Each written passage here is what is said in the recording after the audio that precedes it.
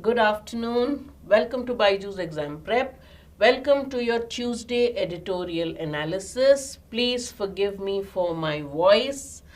I've had a sore throat and my voice hasn't improved, but I'm okay. Okay enough to take your class. Welcome to your editorial analysis. Today I have taken an interesting editorial. It is about journalism. It's an editorial by an editor who is talking about the problems faced by editors. So it's an interesting take. Good afternoon, Victor. All right, so let's just wait quickly. Tell me if you can see and hear me clearly before we start the session. We have plenty of questions. We have a nice, interesting passage to read. And therefore, let's start. As I told you, this should be an addition to your preparations for CAT, along with our with our paid classes, the sectional test, the topic test, and the mock. Good noon, Sakit. All right. But here you need to follow the timing and try to get as many questions right as possible. This is like an easy version of a CAT passage, only that I have increased the questions from 5 to 10. In a CAT passage, you get 4 questions. Here, on the other hand, I am trying to get as many questions in as possible, trying to take care of a little bit of vocabulary and one question on grammar. All right, if you're ready to start, let's look at the first slide. Take 40 seconds to read this.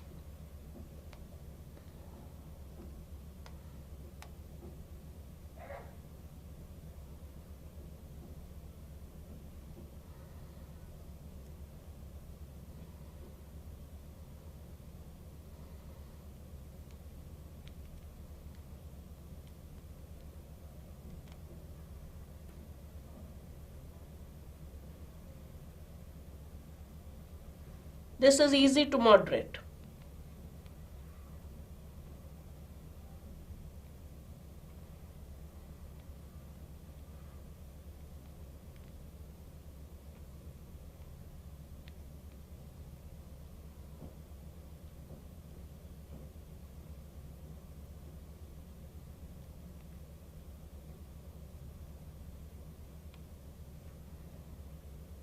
All right. Level of difficulty is easy to moderate. In terms of reading the passage, it's of moderate level difficulty. I don't choose very easy passages. The questions per se will be little easier than CAT because when you're teaching a group, you can't make the options too complicated. All right, another 40 seconds.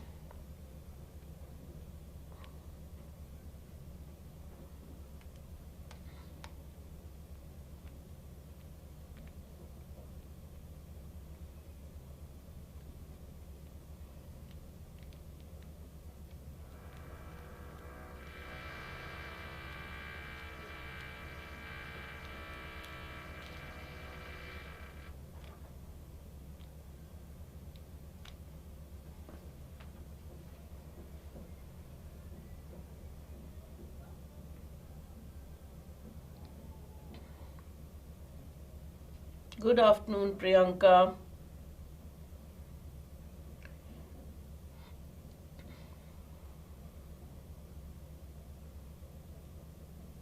All right, next slide.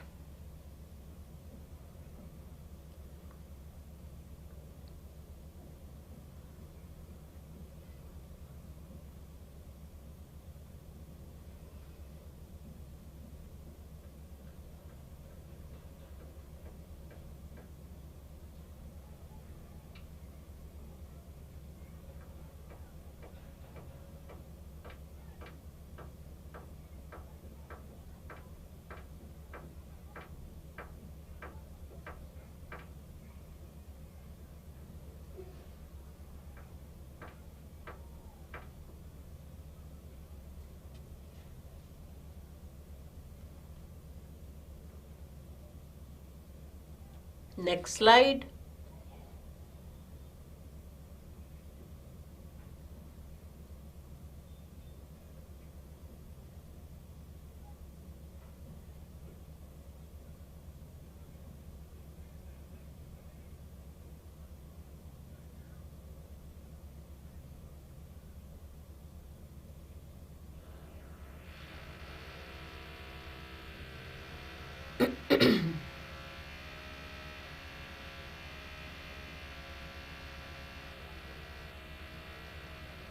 Alright, now if I tell you to summarize the passage for me, what is the topic?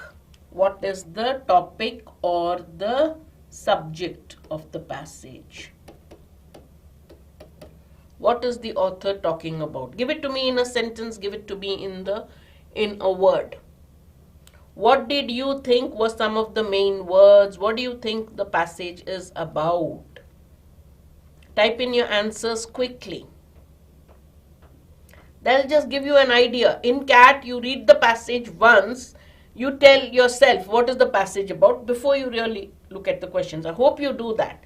You're constantly talking to yourself silently, of course, when you're doing a passage. That keeps you engaged with the passage. That helps you from getting distracted. What is this guy doing? What is that guy doing? You are only concerned with what is on your screen. So here the screen was talking about what is what I'm asking you.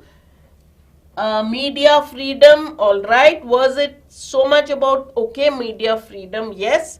In what context? Wants to be the editor but doesn't want to be under editorial scrutiny by the government. That's an interesting. He says that editors should not be under the scrutiny of the government. They should have some freedom. Threats to the media. Okay, all right. Okay. Which of the following is the author most likely to agree with? After you answer this question, I will take you back to the passage and I'll summarize it so that you can answer editorial and narrative. Narrative about what, Saket? Right? Editorial processes are difficult, made more difficult with state interference. Editorial processes are not infallible, so state supervision of the processes is not unjustified. Citizen journalism. So one thing, when you finish reading the passage, you should have a fair idea of the main point, the tone of the author regarding the subject or the main point. So what is the subject of the passage? Journalism, editorial processes. What is the main point and what is the author's tone regarding this? That's the main thing. All right. So what do you think is the main idea? I'm seeing lots of D's.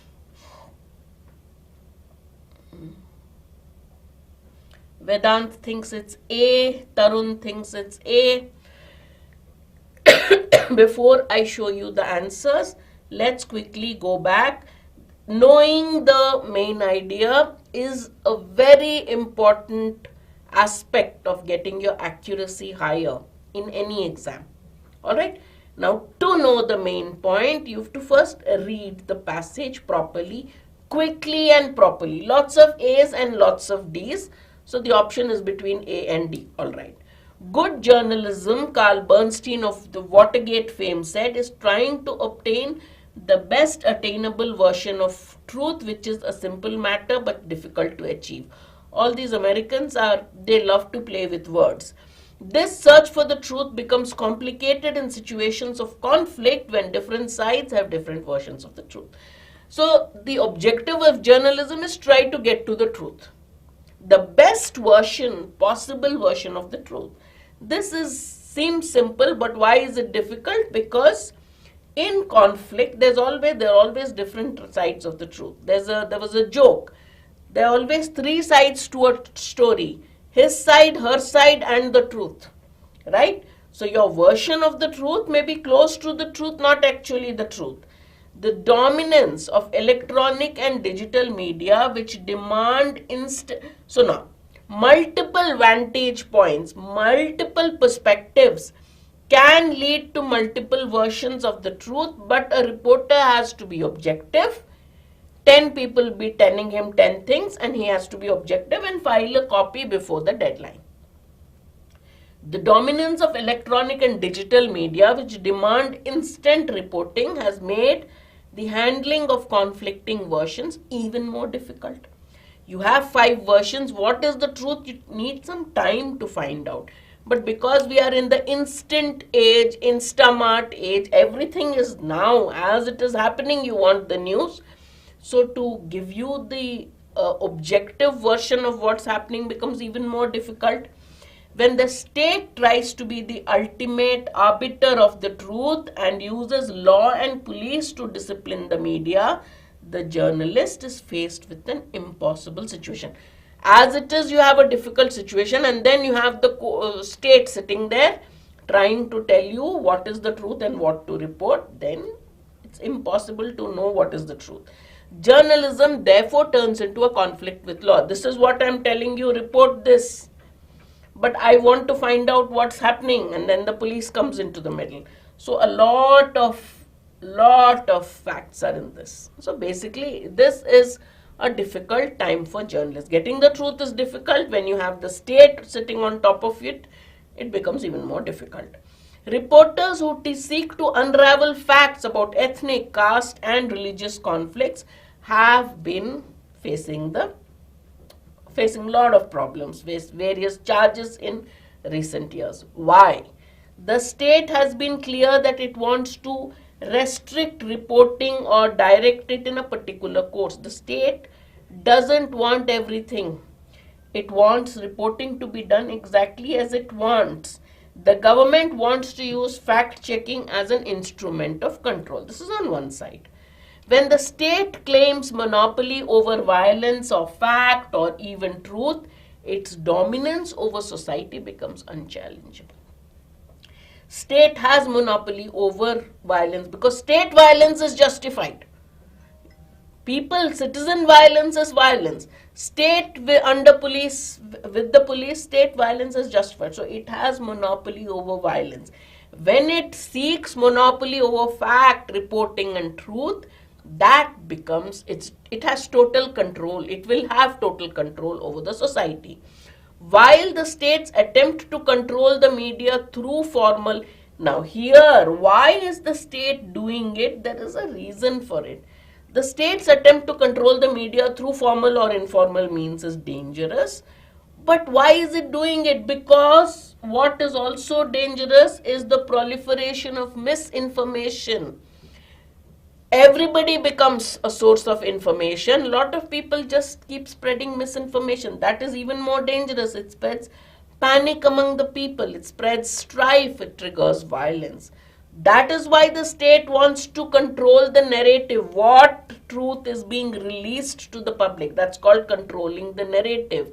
But the problem is, in the name of controlling misinformation, it is trying to control the narrative. That itself may be false. That's what the author is implying. Traditionally, now this is the situation. This is the situation of journalism in the country right now. Traditionally, the role of an editor was to judge what is publishable news and how does he come to the conclusion of what should be published. He goes through a process for trying to reach that conclusion. But in the era of citizen journalism, the role of the editor has become redundant.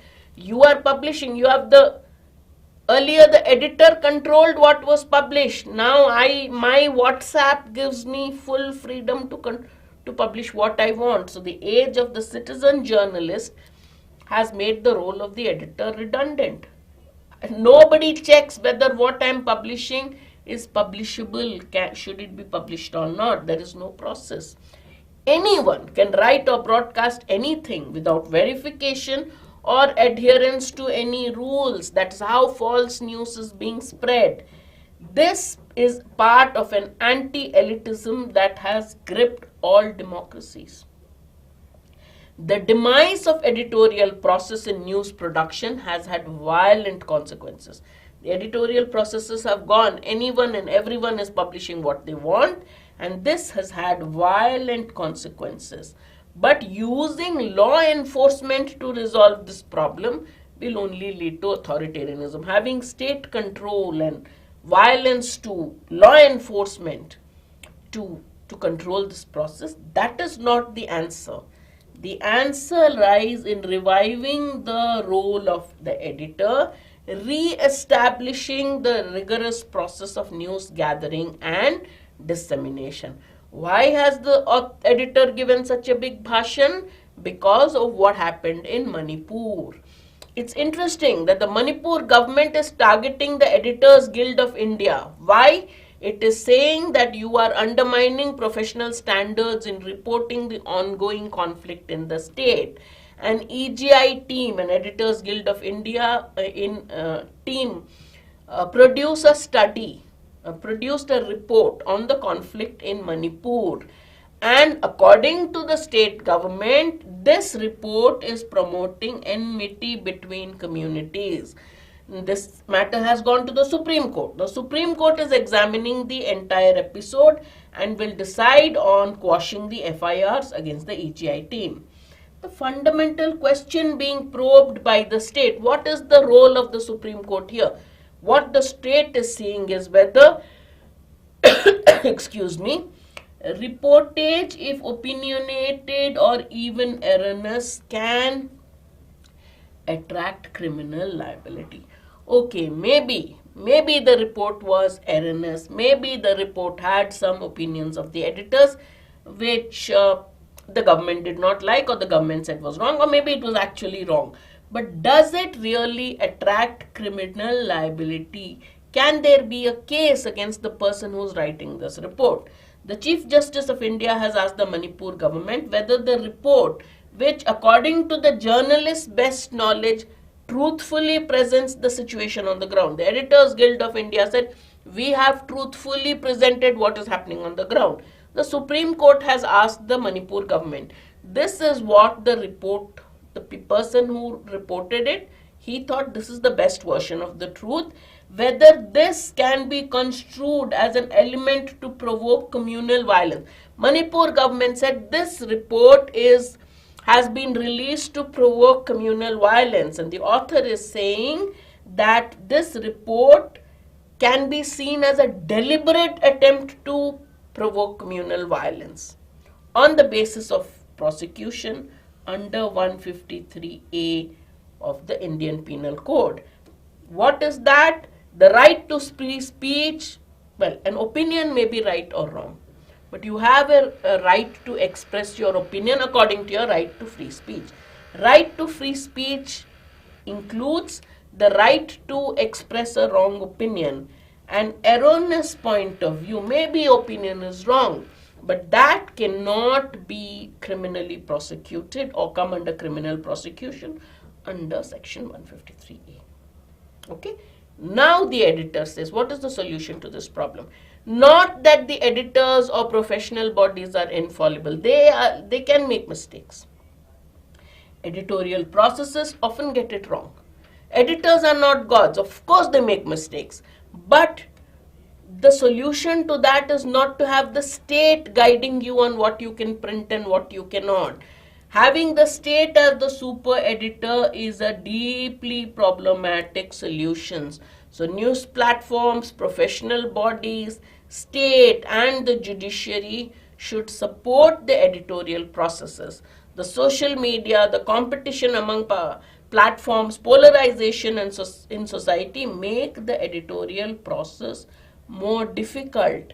But these problems are also the same reasons why there has to be free speech, there has to be professional standards to protect the environment for free speech. Got it? Now you won't get anything wrong. Now tell me, which is the main point of the passage? You can change your mind. What is the author most likely to agree with? Those of you who marked A, editorial processes are made more difficult with state interference. Did he say that editorial processes are made more difficult by what? State interference is not the solution for solving the problems of editorial processes. Editors can make mistakes. For that, you need a rigorous process. You need to revive the editor's role. But he did not say that life is difficult and state interference makes it more difficult. State interference is not the solution to editorial, to the flaws in the editorial process. What you need is to revive the editorial process, make it stronger, more objective, so that it protects freedom of speech. So A is not the answer is D. Clear? All right. Next question. Which of the following can be regarded as true? Excuse me when I cough.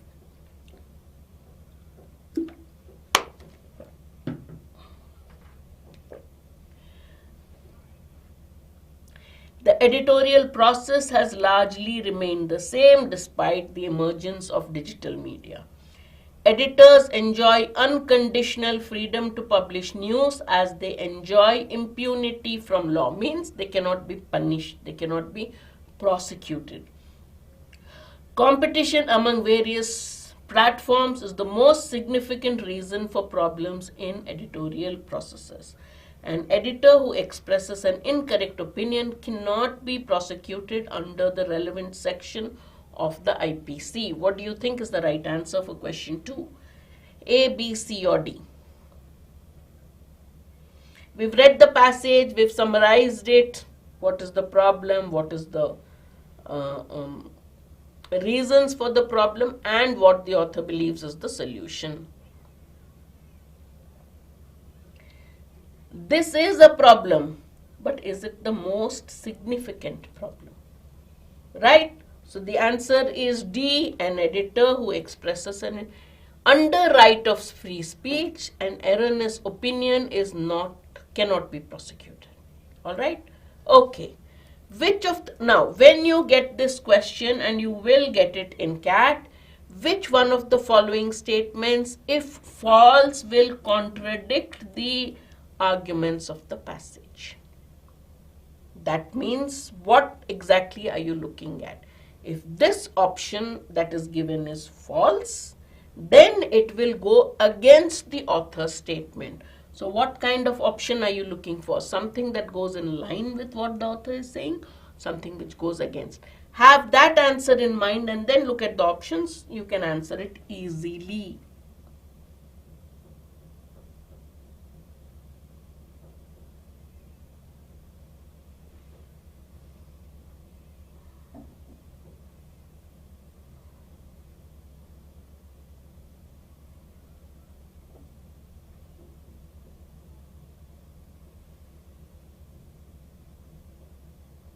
I don't understand. Inline means? Oh, okay. Which one aligns with? Okay. Understood.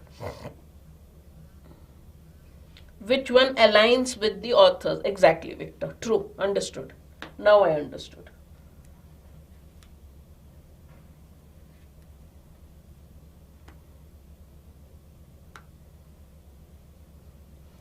Prasanna. Which of the following, if false, will contradict the argument of the passage? So, are you looking for an option? If the option is false, it will go against what the passage has said.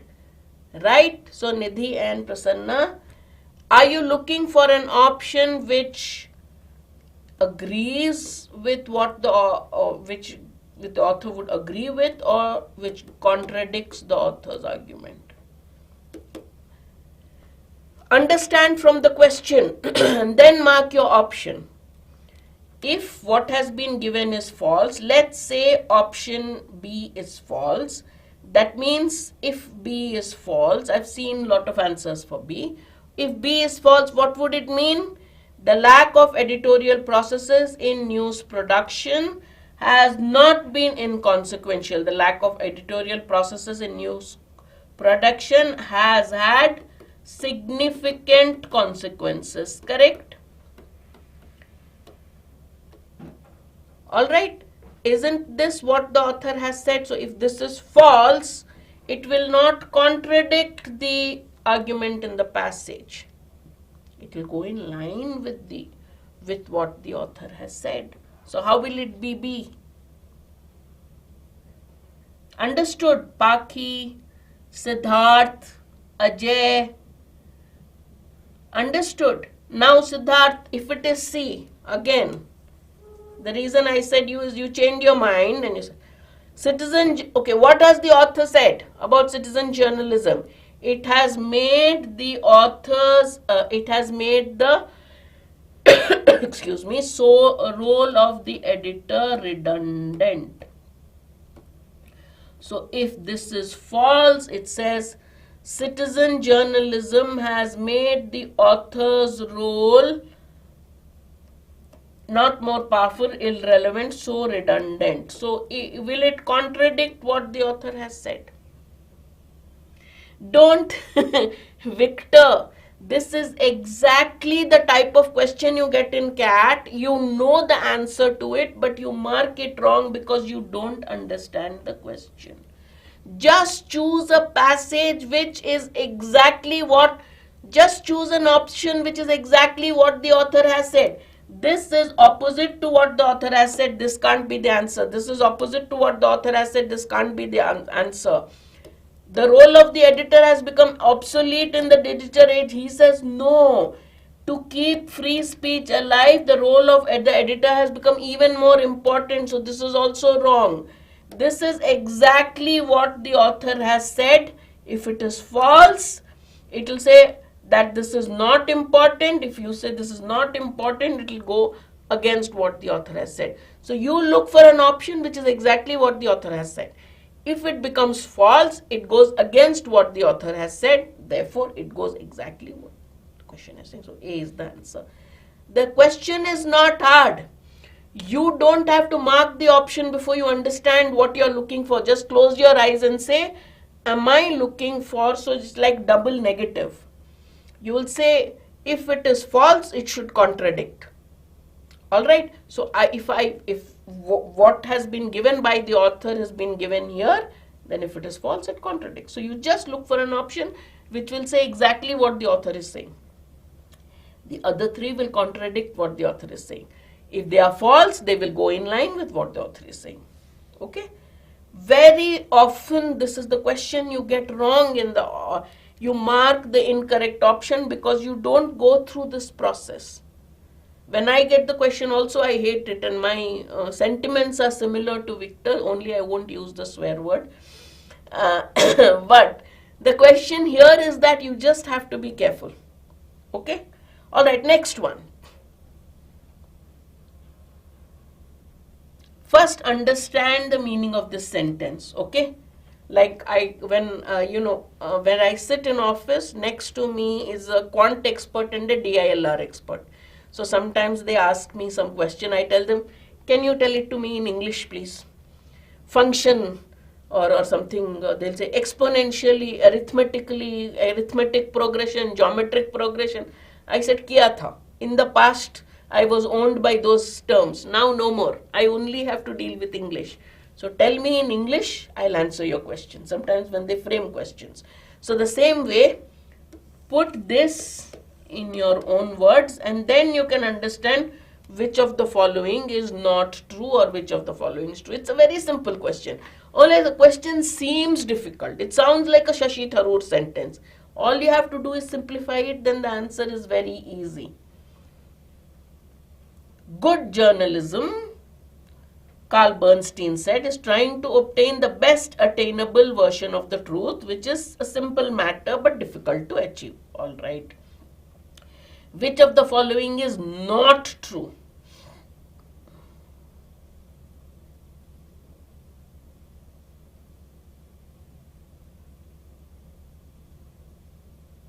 Easy now? Okay, D is the answer. We can't say anything. He just gave his opinion about journalism. Doesn't mean he was not a good journalist, right? Easy. All right. What do you think is a good title? Now, generally, CAT doesn't ask title questions. But I've done 4 questions, so now I said I can ask you a title question because non-CAT exams you get title questions. So which one is a suitable title for the passage?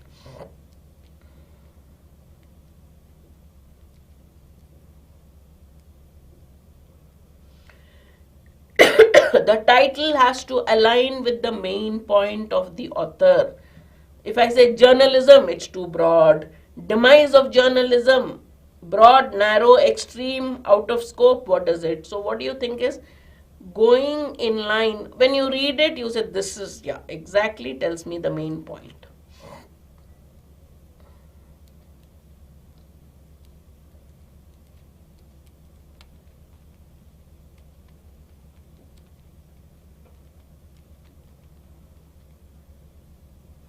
Okay, so far only Prasanna, Nidhi, Prasanna think it's D. D. Why not C? C is not the main point, okay? State cannot be allowed to interfere, alright? Okay, what can you conclude from the second paragraph of the passage? So quickly I'll take you back. 5A नहीं होगा Ajay, demise अब तक तो नहीं हुआ है. Journalism is facing challenges, it has not yet dead. Alright, that's why it cannot be A. Alright, okay, let's go back to the, what did he ask us? Second paragraph. Let's go back to the second paragraph. I hope in making the PPT they didn't make the second paragraph the third paragraph. Okay. Is this the second paragraph? We'll also read the third one in case they broke it. Reporters who seek to unravel facts about ethnic, caste and religious conflicts have faced various charges in recent years. The state has been clear, it wants to restrict reporting or direct it in a particular course. The government wants to use fact-checking as an instrument of control. The next paragraph, let's continue in case they broke it, I'm not sure. When the state claims monopoly over violence and fact, even truth, its dominance over society becomes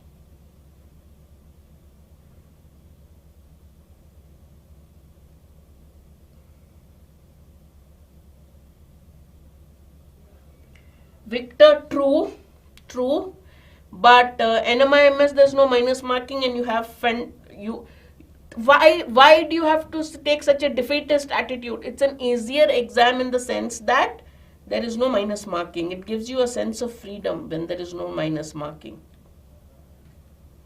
Alright, also the fact that you have various attempts at it. So the pattern is also very predictable, right? So you can get a very high score in NMAT.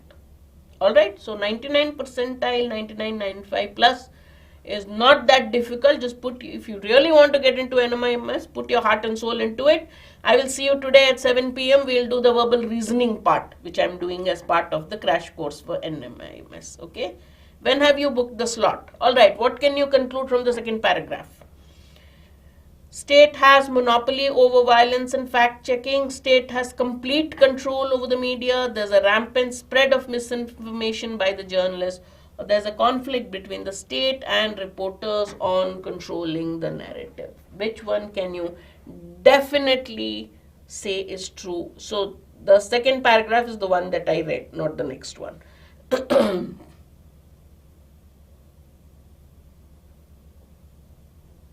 That's okay. Try. There are so many other exams, Victor. Alright, there are so many other exams. But NMAT gives you a good chance of getting into NMIMS Mumbai. Right? Just take the test. Have faith in yourself. That's important. Alright? Give it a shot, man. Alright, getting it, don't say there are so many. You may be one of the so many who gets that percentile. Got it?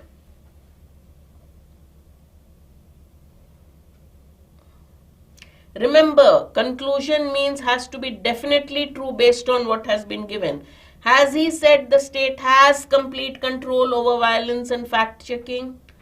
State will get, wants control, will get, but didn't say state has, similarly has. Misinformation by journalists, he hasn't said that, leaves you only one. Okay, on controlling the narrative. The moment it wants control over fact-checking, it means, so there is a conflict between journalists and law enforcement. Alright, so answer is D. Which one is not a synonym of arbiter? You put your mind to it. If you've registered already, Victor, just put your mind to it and you will crack it. Okay? You can't go to an exam saying mujhe nahi milega. You'll go saying I'll get through it no matter what. There's no minus marking, so I'm going to try my best to get the answer right. The tension of marking, suppose you've got two close options C and D, you can decide and quickly mark C and move on. That's the biggest advantage of an NMAT. Alright? Without worrying that if I get it wrong, I'll get -1. Okay, it sets you free. Which one is not a synonym of arbiter? Question 7. This evening I'm doing a verbal reasoning 2 for NMAT as part of the crash course. Please attend the session, those of you who are taking NMAT. Okay. Actually, I've taken past year questions of NMAT only, which have been given as actual NMAT questions and variations. Depends on the day you're free. Alright? Siddharth, you take a call on the day that you're free. Okay? And the slot that you prefer. I always prefer the morning slot to the afternoon slot, things like that. Yeah, arbiter is a judge, umpire, or a mediator. Proponent is not its synonym. Excellent. Alright. Which one is the meaning of the word proliferation? Proliferation of news, false news. Should do the same of NMAT means verbal is a joke, right? I mean, they just have, I don't know. Actually, I prefer a longer test to a shorter one.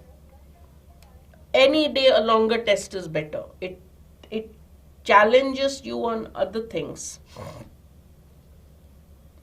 Proliferation means to spread. Excellent. Alright. Concentration, Genesis means birth. Okay. Prescription means ban. Prescription is to suggest. If I prescribe something, I'm suggesting something. If I proscribe, it means I'm banning something. Got it? Alright. Antonym of redundant. Antonym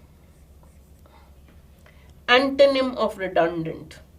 Unnecessary, superficial, essential, or unemployed. Redundant. The role of an editor has become redundant with citizen journalism. Redundant means superfluous or unnecessary. Opposite, Radhika. Opposite is what we asked. So answer is redundant. Radhika, I don't even know whether you answered for 8 or 9. That's the problem. True. Snap. Overall, I'm saying it's a short exam, so you need to really score high. Meaning of construed, question 10. Meaning of construed, question 10. I don't like shorter exams, the ones which have 15 questions, 20 questions. Somewhere it's, test the student. We are good at different things. Ones which have too much grammar and vocabulary, at least one reading comprehension, one verbal reasoning, something is to be there. Because if you don't know the word, if you don't know that particular rule of grammar, we try to cover everything, of course. Alright. Meaning of construed. Construed means to interpret.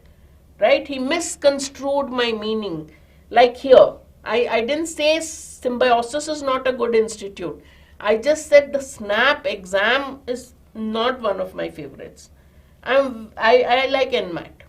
NMAT as an exam is good. You have reading comprehension, you have reasoning, you have grammar. That's what an exam has to be like. You have to have everything.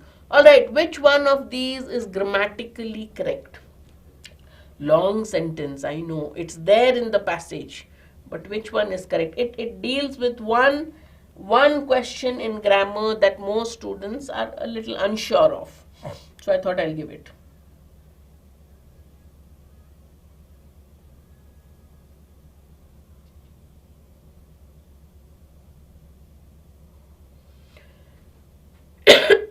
The difference between if and whether.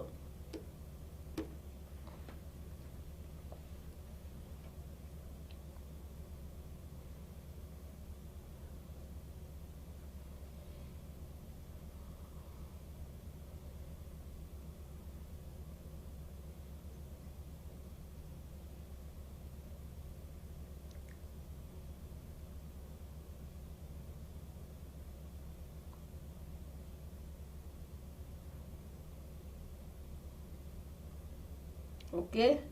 Nidhi says it's D. Prasanna thinks it's C.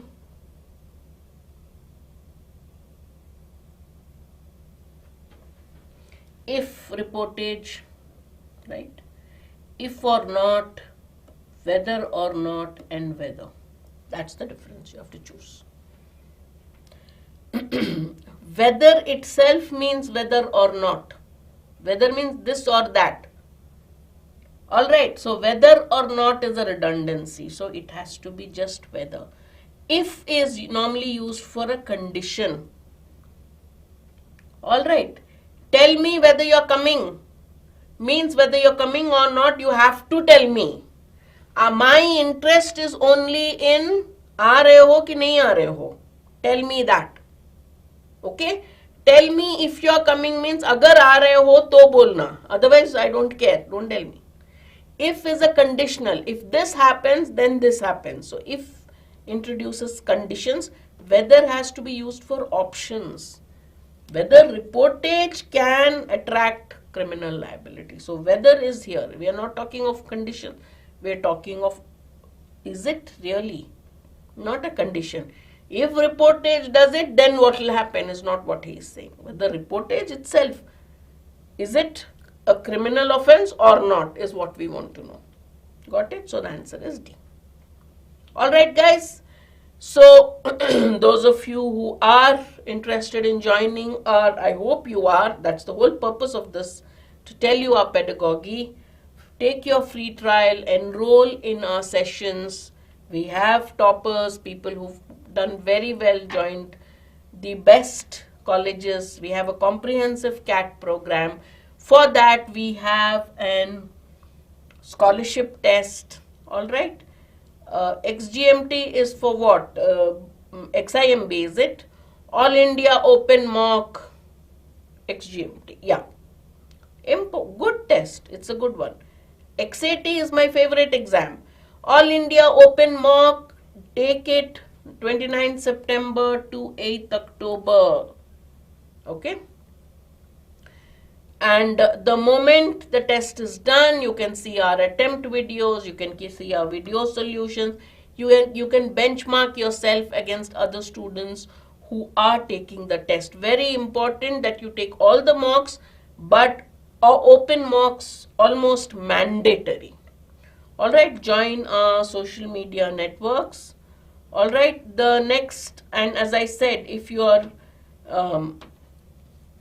join in the evening for our sessions on NMAT at 7 p.m. We have the NMAT crash course on YT and on the app. We've had RC sessions. We have grammar made easy. So those of you taking NMAT, it will help you for SNAP and other things as well. Join our social media channel so that you know when what is happening. I will let you know we have a session on non-CAT exams.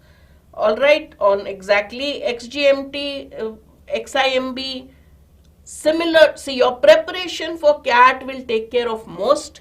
Your preparation for ZAT will take care of vocabulary, grammar. We've anyway been doing all of them. So they will help you get into any of the colleges that you want to.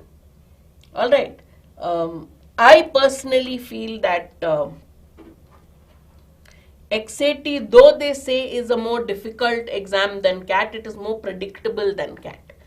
CAT's biggest problem or I find CAT difficult because of its sheer unpredictability.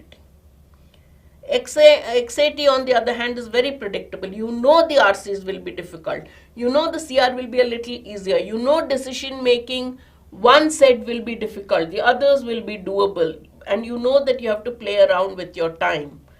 Those kind of things. Alright, XGMT would be similar.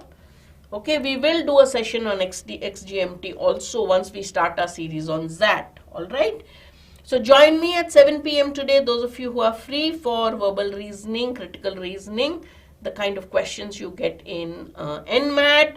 Join me next Tuesday for yet another editorial analysis. A quick short revision of your RC skills. Until then, bye-bye, take care, all the best, keep preparing and have faith in yourselves. Bye.